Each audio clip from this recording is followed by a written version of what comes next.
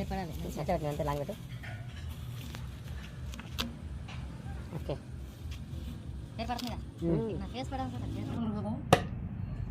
ఆస్పా original colour కార్లకి, డీసీఎంలకి, మన Bolero వెహికల్స్కి కొట్టడానికైతే original colour ఆస్పా. అందులో ఇది కొంచెం ఫినిషింగ్ రావడానికి ఇది ఒకటి కలపాలి, అప్పుడు స్మూత్ వస్తుంది కోటింగ్.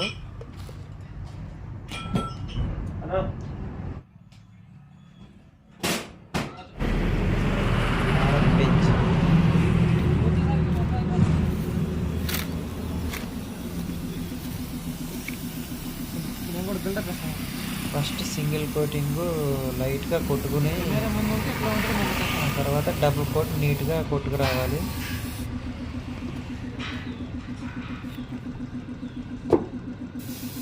ఈయన ఆంధ్ర బుల్లోడ్ అండి, బెంజుకు కలర్ కొడుతుండు, నేషనల్ పర్మిట్ కలరు, చాలా ఫేమస్ అండి కలరు. ఈయన కలర్ కొట్టుట్లో విధంగా ఫేమస్ అండి.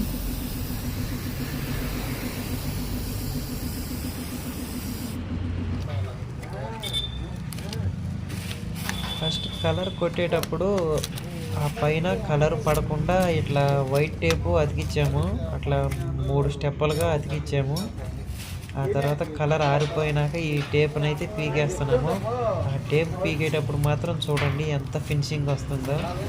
ఆ బోర్డర్ స్కేల్తో గీసినట్టుగానే బోర్డర్ వస్తుంది.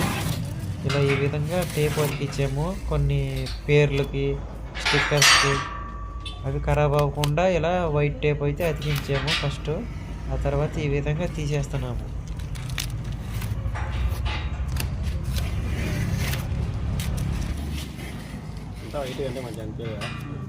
అంటే ఇప్పుడు కంపెనీలో అలానే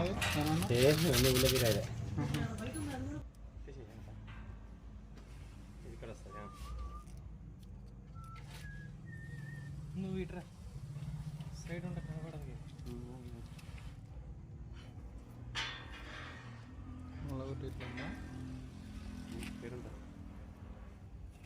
ఇట్రా ఇట్రా దగ్గర ఇట్రా వంకరగా ఉంటుంది అక్కడ. ఇప్పుడు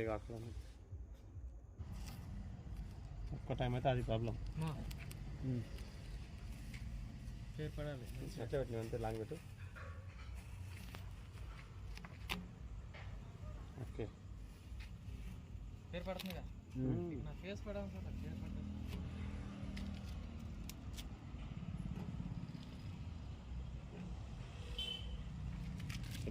ఒకసారి